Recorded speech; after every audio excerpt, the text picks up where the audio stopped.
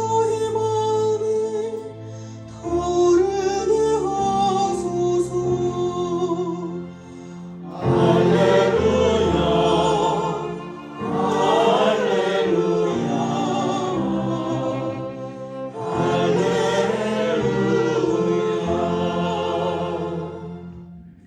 주님께서 여러분과 함께 또한 사제의 영과 함께 루카가 전한 거룩한 복음입니다. 주님 영광 받으소서.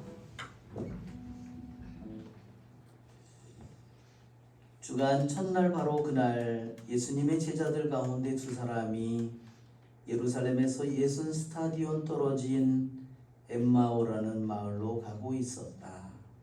그들은 그동안 일어난 모든 일에 관하여 서로 이야기하였다. 그렇게 이야기하고 토론하는데 바로 예수님께서 가까이 가시 그들과 함께 걸으셨다. 그들은 눈이 가리어 그분을 알아보지 못하였다. 예수님께서 그들에게 걸어가면서 무슨 말을 서로 주고받느냐 하고 물으시자 그들은 침통한 표정을 한 채 멈추어 섰다. 그들 가운데 한 사람 클레오파스라는 이가 예수님께 예루살렘에 머물렀으면서 이 며칠 동안 그곳에서 일어난 일을 혼자만 모른다는 말입니까? 하고 말하였다. 예수님께서 무슨 일이냐 하시자 그들이 그분께 말하였다. 나자렛 사람 예수님에 관한 일입니다.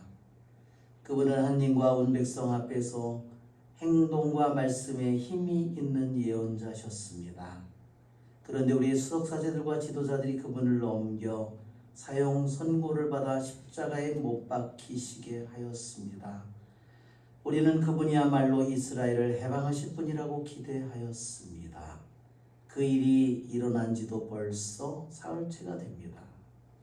그런데 우리 가운데 몇몇 여자가 우리를 깜짝 놀라게 하였습니다. 그들이 새벽에 무덤으로 갔다가 그분의 시신을 찾지 못하고 돌아와서 하는 말이 천사들의 발현까지 보았는데 그분께서 살아계시다고 천사들이 일러주더랍니다. 그래서 우리 동료 몇 사람이 무덤에 가서 보니 그 여자들이 말한 그대로였고 그분은 보지 못하였습니다. 그때 예수님께서 그들에게 이르셨다. 아, 어리석은 자들아, 예언자들이 말한 모든 것을 믿는데 마음이 어찌 이리 굼뜨냐. 그리스도는 그러한 고난을 겪고서 자기의 영광 속에 들어가야 하는 것이 아니냐. 그리고 이어서 모세와 모든 예언자로부터 시작하여 성경 전체에 걸쳐 당신에 관한 기록들을 그들에게 설명해 주셨다. 그들이 찾아가던 마을에 가까이 이르렀을 때 예수님께서는 더 멀리 가려고 하시는 듯하였다. 그러자 그들은 저희와 함께 묵으십시오. 저녁 때가 되어가고 날도 이미 저물었습니다. 하며 그분을 붙들었다. 그래서 예수님께서는 그들과 함께 묵으시려고 그 집에 들어가셨다. 그들과 함께 식탁에 앉으셨을 때 예수님께서는 빵을 들고 찬미를 드리신 다음 그것을 떼어 그들에게 나누어 주셨다. 그러자 그들의 눈이 열려 예수님을 알아보았다. 그러나 그분께서는 그들에게서 사라지셨다. 그들은 서로 말하였다. 길에서 우리에게 말씀하실 때나 성경을 풀이해 주실 때 속에서 우리 마음이 타오르지 않았던가. 그들이 곧바로 일어나 예루살렘으로 돌아가 보니 11 제자와 동료들이 모여 정녕 주님께서 되살아나시어 시몬에게 나타나셨다 하고 말하고 있었다. 그들도 길에서 겪은 일과 빵을 떼실 때 그분을 알아보게 된 일을 이야기해 주었다.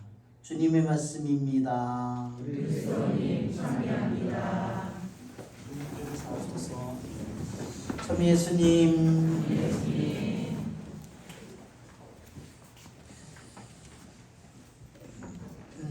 오늘 우리 복음은 우리가 잘 알고 있는 엠마오로 가는 두 제자의 이야기입니다. 여기에 예순 스타디온 떨어졌는데 예순 스타디온은 얼마나 될까? 거리로 따지면요, 스타디온은 요즘에 우리들이 사용하는 말 뭐냐면요, 스타디움이랑 같은 말입니다.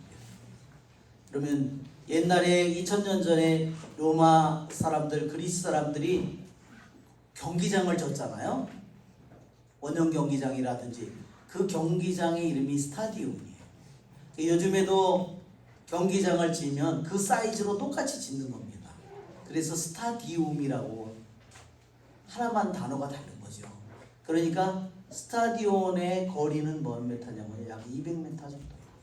그러면 예순 스타디온이면 몇 킬로 정도 되죠? 200m에다가 예수님은 1, 6, 12, 12km 정도예요. 12km가 좀 안 되는 겁니다.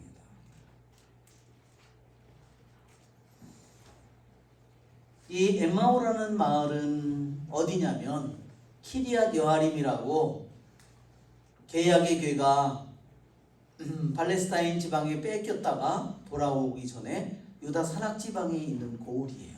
그러니까 예루살렘에서 서쪽으로 가는 곳에 있는 것이 엠마오입니다. 그리고 이 일은 언제 일어났느냐? 여기에 보면 주간 첫날 그랬어요. 그러니까 예수님의 순환으로부터 주간 첫날이니까 유대인에게 안식일이 마지막이잖아요. 토요일날이. 그러니까 토요일 다음에 주일 그날이 유대인들에게 첫날이에요. 그러니까 예수님의 죽음으로부터는 내일 4일째. 그래서 그 일이 일어난 지도 벌써 사흘째가 됩니다. 사실은 이 복음은 그냥 우리가 부활시기에 읽는다면 부활절 첫 주간 다음날 읽어야 마땅한 그러한 복음입니다. 그리고 여기에 엠마오로 가는 두 제자가 누굴까? 한 명은 클레오파스죠? 또 한 명은요, 보통 누구라고 알고 있냐면 루카입니다. 왜냐하면 이 복음을 쓴 사람이 루카죠? 자기의 이름을 요한도 자기가 무덤으로 달려갔는데 다른 제자가 먼저 도착했다고 하는데 다른 제자가 본인이에요. 그래서 자기의 이름을 드러내지 않는 것처럼 루카도 다른 자기와 같이 갔던 제자 이름만 얘기하지 70 제자 중에 하나입니다. 루카복음을 기록한 제자를 가리킵니다.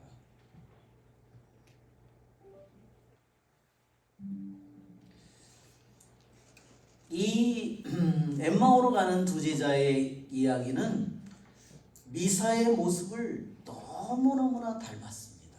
말씀의 전례는요 어디서 이루어지냐면요 길에서 이루어집니다. 길에서 엠마오로 가는 도중에 말씀의 전례가 예수님께서 거기 가셔서 그죠? 말씀을 설명해 주고 그죠? 그 다음에 저녁에 해가 지면서 그들이 예수님을 붙들고 들어가서 식탁에 앉아서 빵을 떼어서 나눠주는 순간에 그분의 감춰진 모습이 드러나면서 그쵸? 다시 그들은 어디로 돌아가요? 예루살렘으로 기뻐하면서 되돌아갑니다. 그래서 말씀의 전례와 성찬의 전례로 이루어진 미사의 모습을 가장 잘 보여주는 장면이 엠마오로 가는 이 제자의 모습 속에서 보게 됩니다.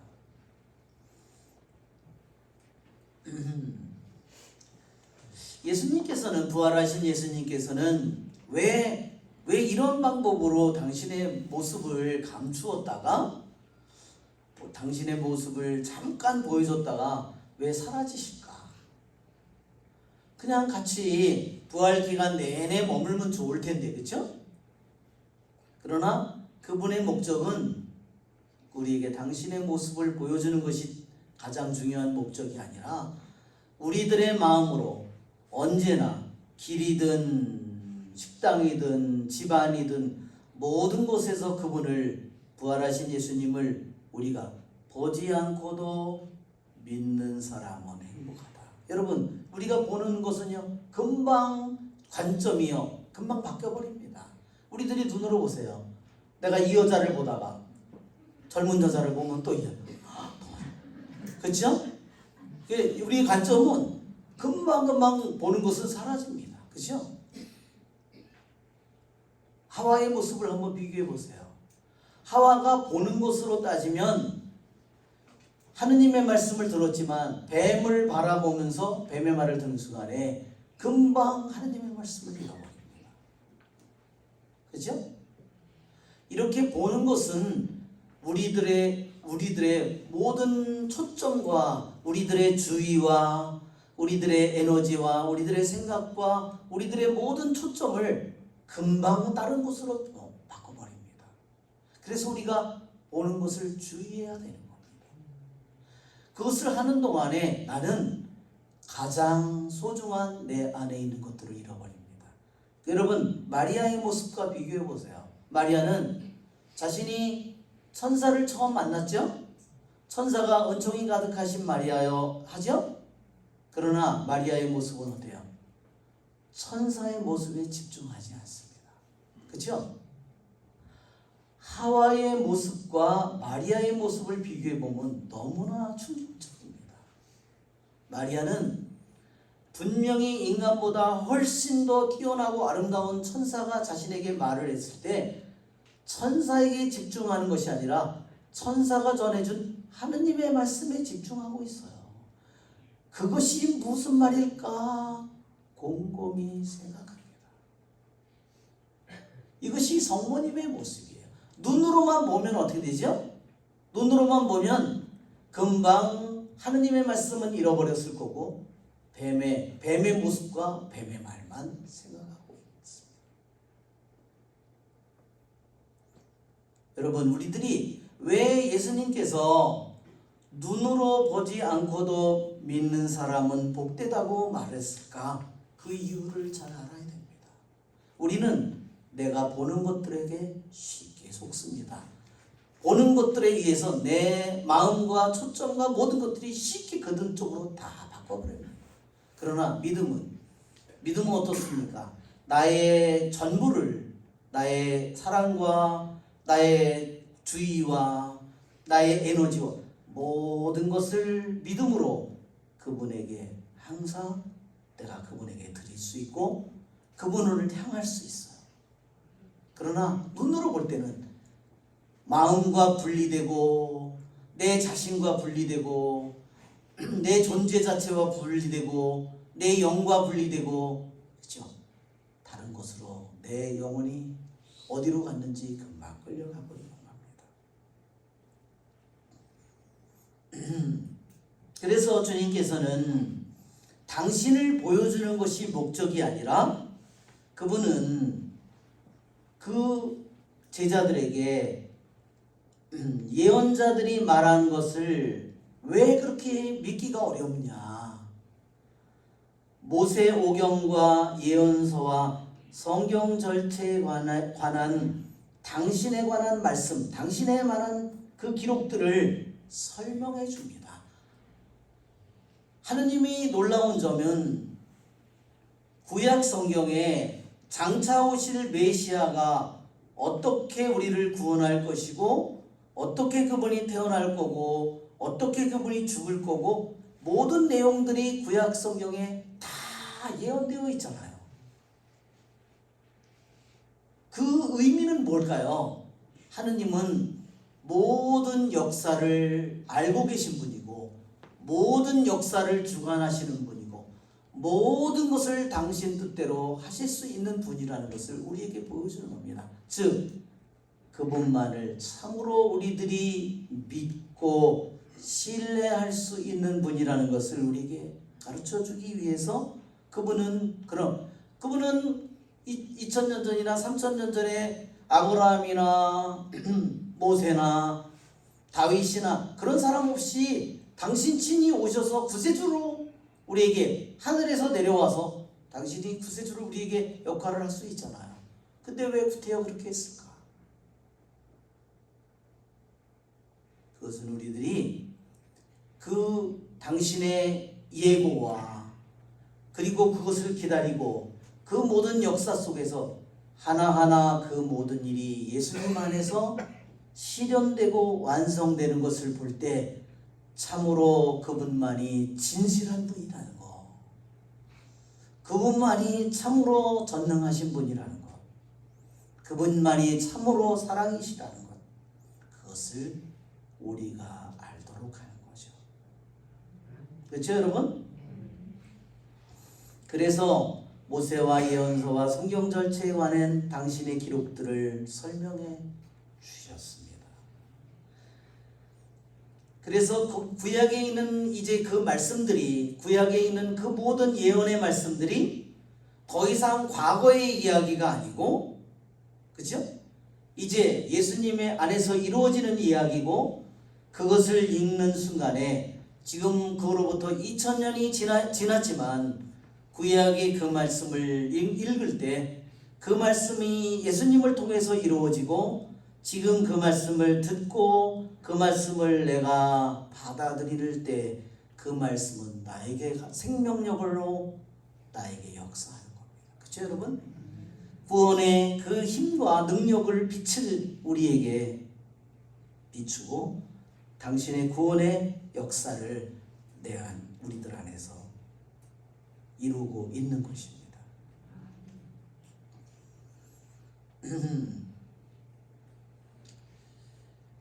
네, 그러기에 우리는 정말 우리들 자신이 우리들이 볼 때는 이 우주가 영원할 것 같이 생각되지만, 그러나 이 우주는 모두가 다 유한하고 끊임없이 변해가고 있습니다. 우리들도 태어나서 그렇게 예쁘게 젊게 아름답게 빛나게 그렇게 재빠르게 그렇게 되더니 어느새 고비를 넘어서 이제는 새치가 하나 둘 나오더니 하나 둘 이가 흔들리고 다리도 무릎도 흔들리고 다, 그쵸?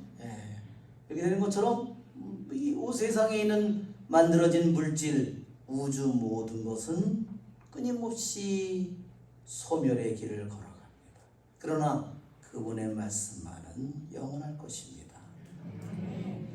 우리는 모두가 그분의 영원하신 말씀 속으로 우리는 또한 들어갈 것입니다. 그것이 바로 우리들의 길이요 우리들이 가야 할 그러한 곳입니다.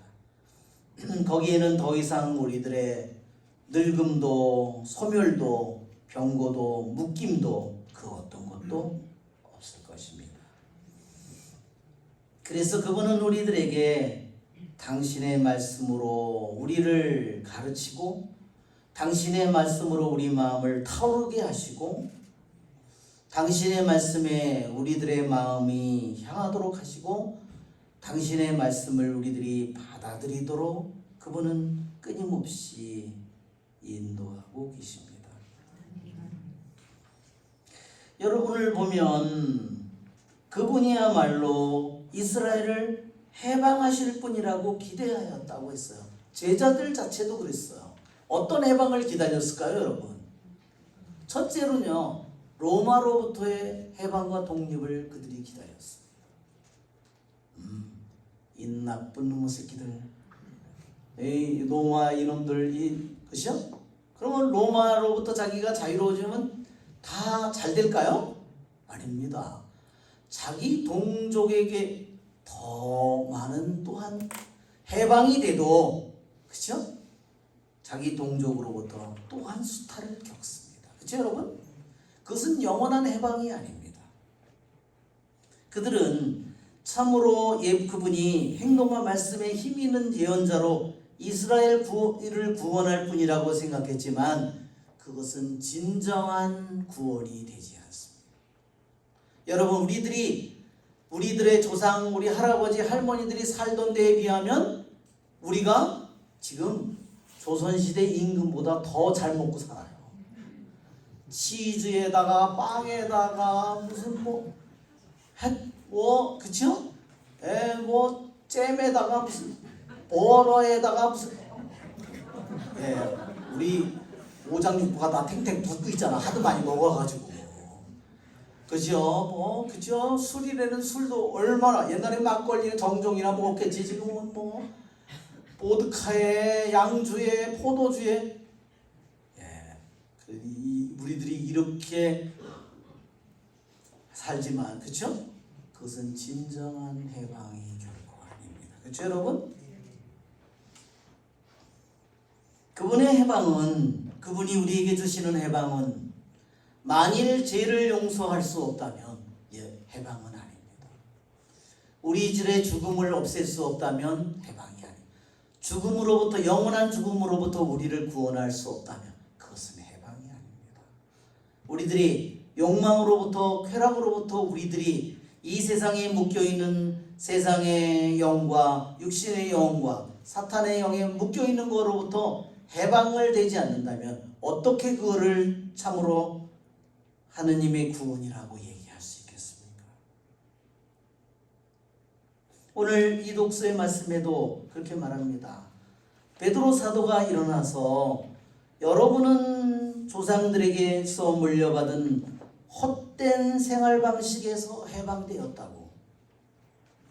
자기도 해방되었을 뿐만 아니라 초대교회에 있는 신자들에게 조상들에게서 물려받은 헛된 생활 방식에서 해방되었다고 했어요. 왜냐? 그들은 이미 자기의 소유를 자기 소유라고 하지 않습니다. 그렇죠? 모든 것을 다 팔아서 바쳤어요. 그렇죠? 필요한 것을 나눠서 갖고 있습니다. 이제는 더 이상 재산과 돈과 물질과 땅과 그 모든 것들에 묶여서 욕망과 그것으로 말하자면 내가 재산이 있으면 내 사회적 위치가 높아지죠? 내가 돈이 막 수백억 있다. 내가 사장이다. 내 위치가 높아져. 그러나 내가 돈도 별로 없고 내가 보면 사회적 위치도 어때 보여? 쭈글쭈글해지죠? 내 직장도 없다. 더 그렇죠? 그러나 하느님은 우리를 그렇게 바라볼까요? 어떤 회장님과 가난한 거지가 있는데 하느님의 눈으로 볼 때 한 사람은 지극히 높은 사람이고 한 사람은 거지 깡갱이 같은 존재로 볼까요?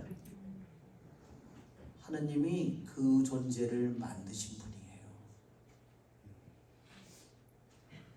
여러분, 부자와 라자로를 하느님께서 똑같이 생명을 넣어주신 분이에요. 라자로는 그 모든 수모와 공경 속에서 하느님을 일편단심으로 섬겼습니다. 그렇죠? 누가 더 많이 하느님을 진심으로 사랑했는지를 보십시오.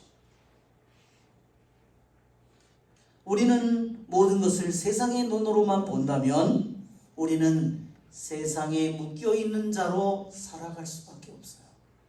나의 참된 모습은 무엇일까? 하느님은 모든 것이고 나는 뭘까요? 나는 하느님 앞에 아무것도 아닙니다. 근데 우리는 착각하고 살아가는 거죠.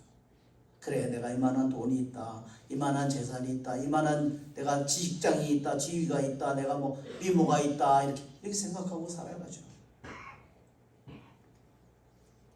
이번에 수요일날 기도를 받았습니다. 16분이 기도를 받았습니다. 주님께서 이렇게 말씀하셨습니다. 어떤 분에게, 누군지는 뭐 우리가 알 수도 없고 그분에게 주님께서 이렇게 말씀하셨습니다. 얼마나 너는 더 세상의 것을 누려야만 내 마음이 안정을 찾겠느냐.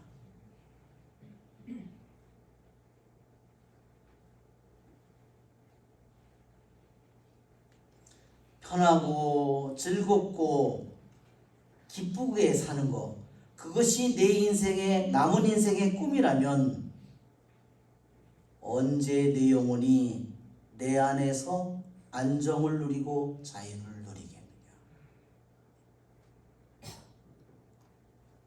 예, 편하고 즐겁고 기쁘게 요즘에 다 내가 은퇴해서 저기 되면 내가 편하고 즐겁고 행복하게, 다 사람들이 그 생각은 뭐냐면요, 그것은 세상의 영입니다.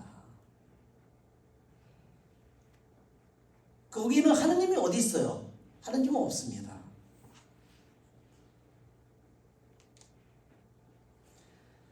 그런 마음을 가지고 있는 사람은 하느님 안에 안정과 자유와 평화를 누릴 수가 없습니다. 주님께서 그분에게 그만하면 되지 않았느냐. 좋은 것, 좋은 사람, 좋은 음식, 좋은 놀이, 애써 끊어내시는 주님, 내 삶을 돌이키게 하시는 주님 사랑, 그거를 주님께서는 그런 길로 계속 가는 사람은 어디로 가는 거예요?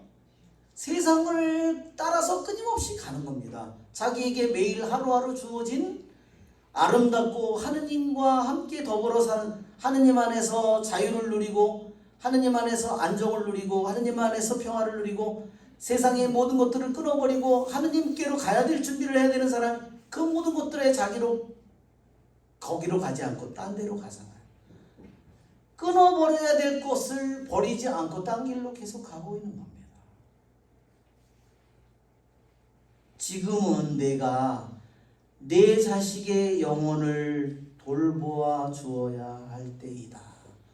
부모로서 그 아이를 다 키웠지만, 자식을 키웠지만, 먹이고 가르치고 공부를 했지만 이제 다 커서 직장을 다니고 세상을 나가서 자녀를 낳았는데 그들의 마음이, 왜냐? 그의 영혼을 돌보아야 될 때라는 거예요. 왜냐?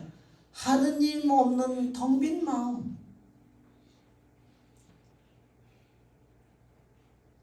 내가 어미 된 자라면 내가 사랑을 부어주어 그 자녀들이 텅 빈 심령을 바로 잡아주어야 할 때인데, 거기에 내가 애써야 하고 살아야 할 때인데, 세상에서 화려하게 사는 거, 행복하게 사는 거에만 마음이 가 있다는 거죠. 세상을 화려하게 살았다 한들, 즐겼다 한들, 마지막 날 내게 남을 게 무엇이겠느냐. 상처 있고 병든 자, 자녀를 가리키는 거죠. 아무리 먹어도 채워지지 않는 그런 텅 빈 마음, 그것이 내 자녀의 텅 빈 마음의 현재의 모습이라는 거예요. 그 영혼을 돌보아 주어야 하는데 내가 헛되게 마음을 쓸 시간이 어디 있겠느냐. 내가 이 시간 그 텅 빈 마음을 가진 내 자녀들을 위해서 희생을 치러줘야 할 때, 옛곳으로부터 돌아서야 할 때 최선을 다해서 살아가지 않는다면 내 병든 내 아이들의 고통을 내가 받을 때가 너에게 다가온다는 걸 기억하라. 그렇죠? 자녀를 키웠지만 그 자녀의 영혼이 텅 비어 있는데, 하느님이 없이 텅 비어 있는 그 영혼이 그냥 내버려 두면, 지금처럼 어머니가 그런 길을 간다면 그 아이의 영혼은 지옥 속에 갈 거 아니에요. 그 고통을 자녀가 갔는데 어떻게 자기 엄마 고통이 안 오겠어요. 이제 그만하면 세상 즐거움을 다 누리지 않았느냐. 하느님께서 세상의 즐거움의 끈을 풀으시고 병들어 신음하는 자식들 곁에 있게 하신 시간, 침묵하며 자식의 상처를 껴안아 주어야 할 때 가장 귀한 시간이라고 주님께서 말씀하십니다. 여러분, 그죠? 내 자신이 해방되어야 되고, 먼저 세상으로부터 내 자신이 해방되지 않았는데 내 자식한테 무슨 힘을 줄 수 있고 텅 빈 마음을 어떻게 채워줄 수 있겠습니까? 여러분, 한번 생각해 보세요. 내가 돈을 많이 벌어서 내가 아주 은퇴를 해서 살 멋진 집도 정말 바닷가에나 어디 산속에나 정말로 좋은 데다가 다 마련해 놨어요. 자, 돈도 다 마련돼 있고, 그렇죠? 그러나 병이 찾아오면 어떻게 되죠? 하루가 영원같이 느껴지는 겁니다. 그 고통이. 그러면 그 집이 무슨 소용이 있어요? 무슨 헛된 짓을 한 겁니다. 자기가 애써서 하느님에게 자기가 자신의 시간과 에너지와 모든 것을 쓰고 하느님 안에서 변화되어야 될 모든 시간을 엉뚱한 데다가 다 써버린 거죠.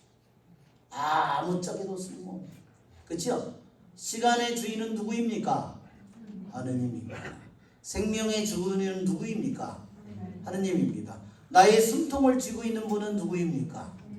그러니까 우리가 그날에 먹을 음식이 있다면 그것으로 만족하고 감사하면서 살라고 주님께서 말씀하시는 거예요. 그 이상의 것을 내가 계속 찾는다면 나는 주님과 일치된 마음으로 살아갈 수 없습니다.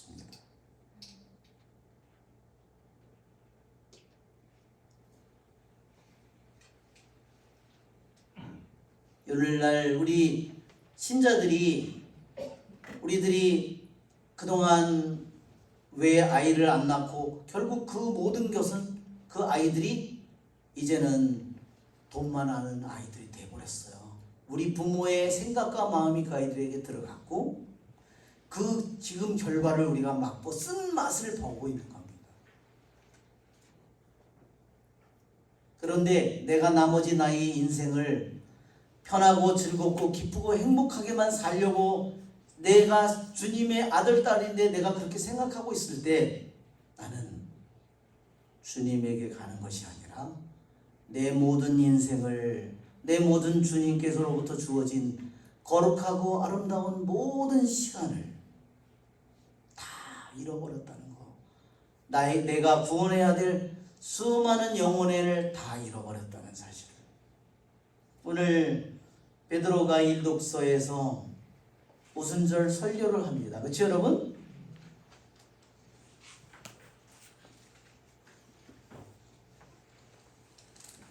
예수님은 보릿단의 첫 열매라고 그랬죠? 그래서 니산달 음력 14일에 뭐예요? 과월절 어린 양을 잡고 14일날 과월절 저기를 행하고 그 다음날 무교절 누룩을 넣지 않은 빵 누룩 넣지 않은 빵 누굽니까? 예수님이에요. 성체입니다. 그 다음에 첫 열매를 바치는 날 첫 열매를 바치는 거 고린도전서 15장에 죽은 이들 가운데 그리스도께서 만물이 되었습니다. The first fruit이에요. 예수님이 죽은 이들 가운데 첫 번째의 열매입니다. 즉 예수님이 뭐냐면 보릿단이에요. 첫 번째 보릿단입니다. 그러면 50일 후에 그들이 추수하는 게 오늘 오순절에 베드로가 일어나서 추수를 하는 겁니다. 하루에 5,000명을 세례시키는 추수를 하는 겁니다. 예수님도 그렇게 하지 않으셨어요. 그 영광을 누구에게 다 주었죠? 사도들에게 다 주었어요. 즉 예수님은 당신은 보릿단의 첫 열매, 이 세상의 아담으로부터 죽은 모든 사람들 가운데서 살아난 첫 열매로 예수님이 바쳐진 겁니다. 그것을 예수님께서는 부활하셔서 당신만이 부활하기를 원한 것이 아니라 우리들 모두에게 오순절날에 죽어있는 수많은 영혼들을 보릿단 첫 열매가 아니라 밀을 5,000개를 수확을 하는 겁니다. 우리 주님께서 하시는 일이 정말 놀랍죠? 우리 박수 쳐야 됩니다. 그것이 그분이 나를 이 세상 사람들 가운데 나를 아들, 딸로 삼은 이유입니다.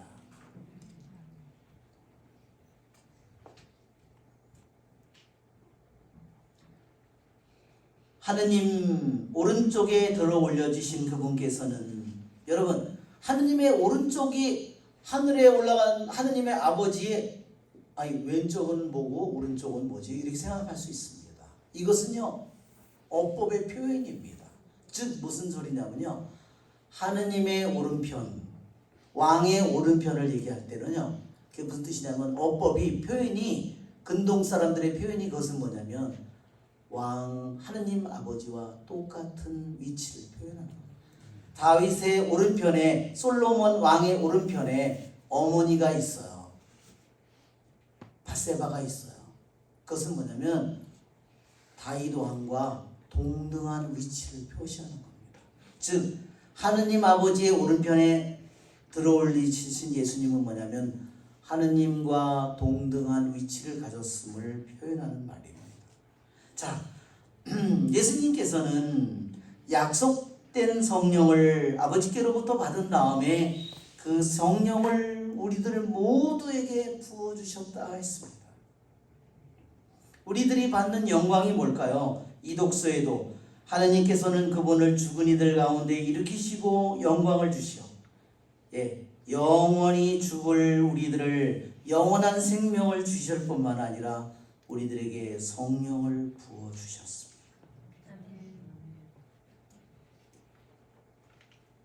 자, 보세요.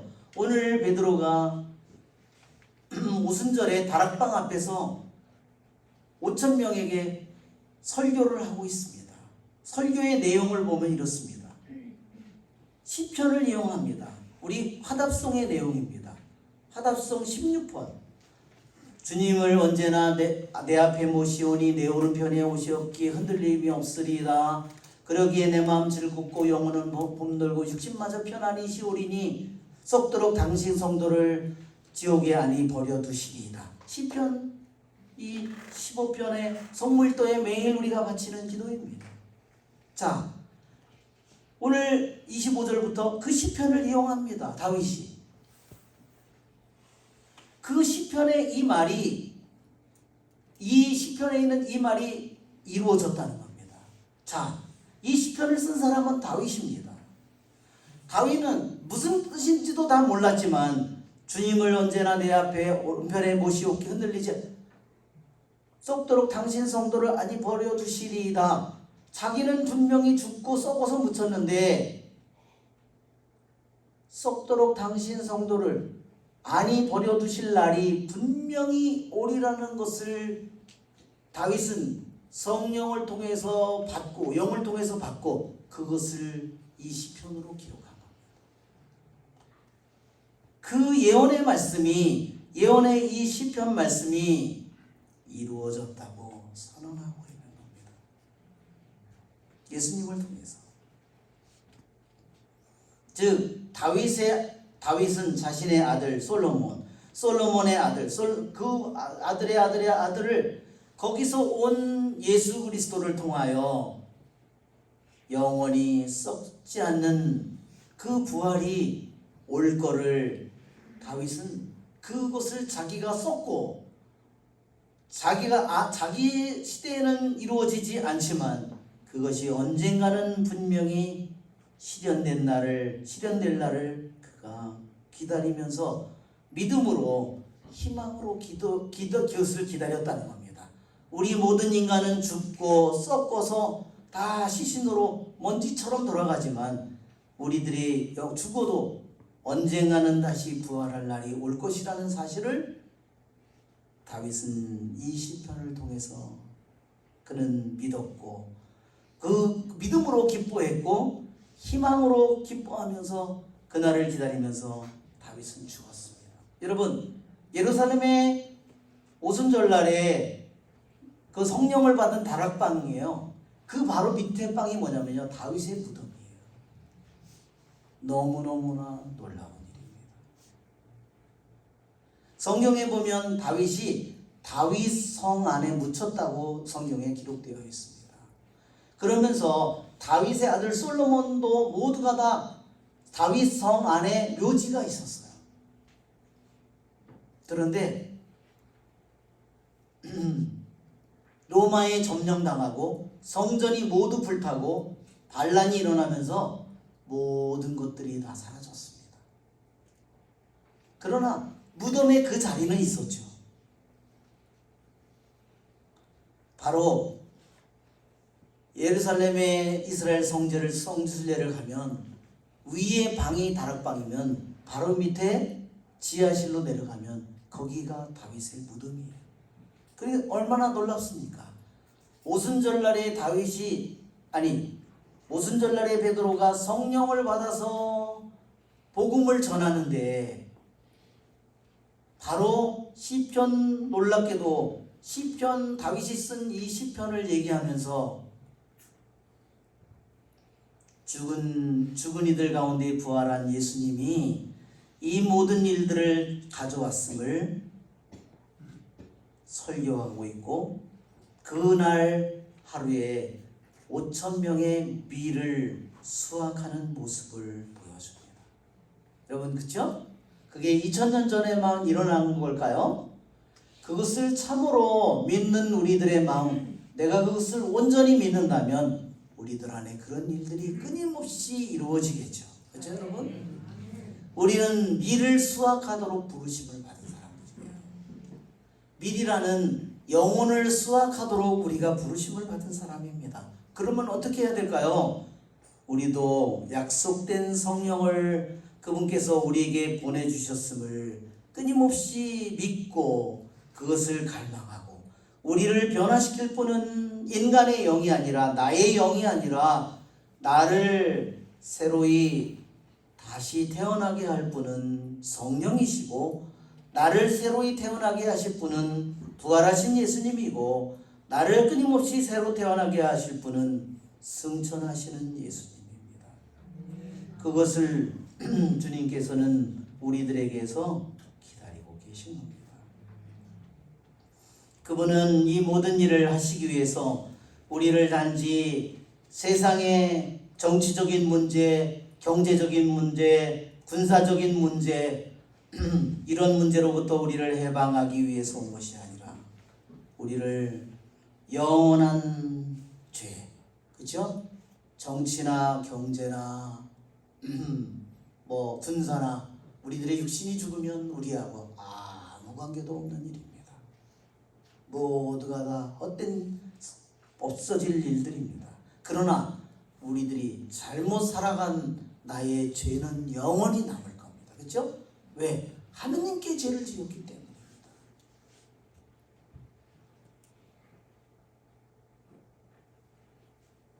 그래서 그분은 우리를 조상들에게서 물려받은 헛된 생활 방식에서 우리를 해방시키기 위하여 그분은 흠없고 티 없는 어린 양 같으신 그리스도의 고귀한 피로 우리들의 모든 죄를 씻어주셨고, 우리를 흠없고 티 없는 어린 양과 같은 당신과 한 몸이 되도록 우리를 불러주셨고, 그래서 우리에게 영원한 생명을 주셨고, 영원한 구원을 주셨고, 우리에게 영광을 주셨고, 그렇죠? 우리에게 영원한 생명을 주셨습니다. 그래서 여러분, 우리들을 내 생각과 마음이 끊임없이 새로워져서 하느님께로 향하지 않는다면, 나는 자칫하면 맨날 눈에 보이는 세상 속에 편하고 즐겁고 기쁘고 행복하게 사는 그러한 헛된 생활 속에 우리들이 이 세상의 탕류 속에 신랑이로서 거룩하고 아름다운 삶으로 부르심을 받은 우리들이 세상의 이 더러운 탕류 속에 휩쓸려 가는 존재가 되어버리는 겁니다. 여러분, 우리들이 이 세상이 캄캄하면 캄캄할수록 우리들의 하나하나의 역할이 너무나 중요합니다. 이 세상의 사제의 수가 하나하나 줄어들 때 단 한 명의 사제의 수가 얼마나 중요한지를, 여러분, 이 세상에 온통 깜깜함으로 가득 찰 때 단 한 명의 살아있는 그 사제의 불이 얼마나 소중할지를 여러분 생각해 보십시오. 그렇죠? 우리는 실망하도록 부르심을 받은 사람들이 아니에요. 그렇죠, 여러분? 우리는 우리들이 보는 눈으로 보는 이 캄캄한 세상 속에서 우리는, 왜냐하면 부활하신 주님께서 나의 삶을 동행하고 계시고, 그렇죠, 여러분? 내 안에 현존하고 계시고, 교회 안에, 성교회 안에 현존하시고, 성사 안에 현존하시고, 말씀 안에 현존하십니다. 그렇죠? 내가 실망할 이유가 없어요. 세상의 눈으로만 바라보면 내가 실망할 수 있겠죠. 그것은 세상의 눈으로 바라보는 사람은 그 대가를 치를 수밖에 없습니다. 그러나 하느님의 눈으로, 성령의 눈으로 그분을 내가 끊임없이 바라본다면 나는 실망하지 않을 겁니다. 모든 것들이 라자로처럼 모든 것이 다 자기의 것이 단 하나도 없다 하더라도 그는 왜냐? 하느님만으로 충분한 영혼이었다는 겁니다.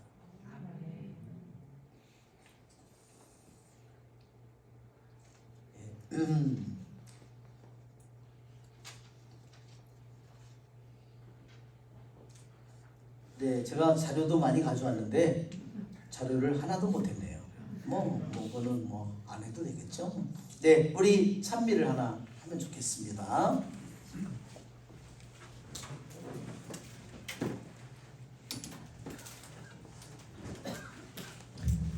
340번입니다.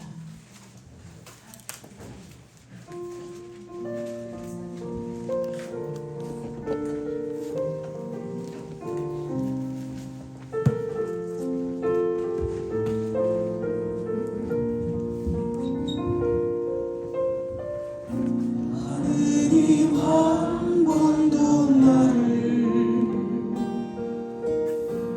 실망시킨 적 없으시고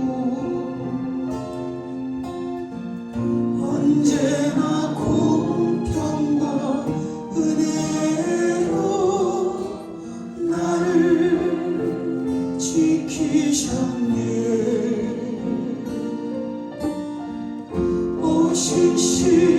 신실하신 주, 오 신실하신 주, 내 너를 떠나지도 않으리라. 내 너를 버리지도 않으리라. 약속하셨던 주님, 그 약속을 지키사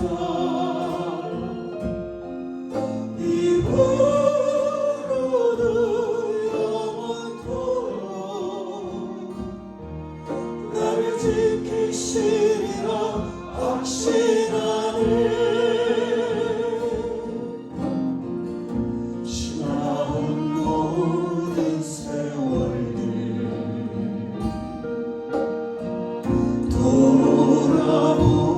돌아보아도 그 어느 것보다 주의 손길 안 미친 것 전혀 없네. 오 신실하신 주, 오 신실하신 주, 내 너를 떠나지도 않으리라. 내 너를 버리지도 않으리라. 약속하셨던 주님, 그 약속을 지키사 이후로도 영원토록 나를 지키시리라 확신하네. 오 신실하신 주, 오 신실하신 주, 오 신실하신